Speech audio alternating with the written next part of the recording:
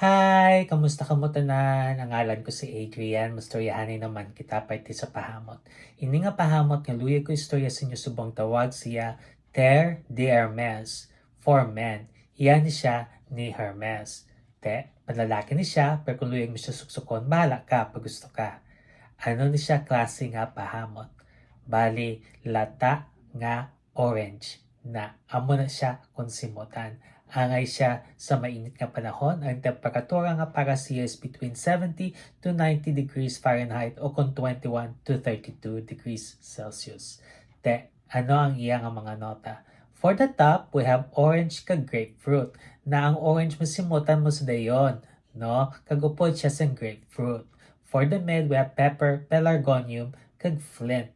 Na ang pepper gahatag siya pagkakahang, ang pelargonium do rosas na siya nga berde. Kagang flint, do pulbora na siya. Amo na siyang gahatag siyang pagkalata nga hamot para sa orange. Kag for the base, we have vetiver, cedar, patchouli, kag benzoin. Na vetiver, kuskus na siya, hilamon kung simutan, cedar nga kahoy, patchouli nga gahatag siyang pagkaduta nga hamot, kag benzoin gahatag pagkahumok. Kabay pa nga namian ka mo sini nga pahamot. Kag kung may iban pa ka mga pahamot nga luyag istorya sa akon, ibilin lang sa comment section. Sa dason naman, bye-bye!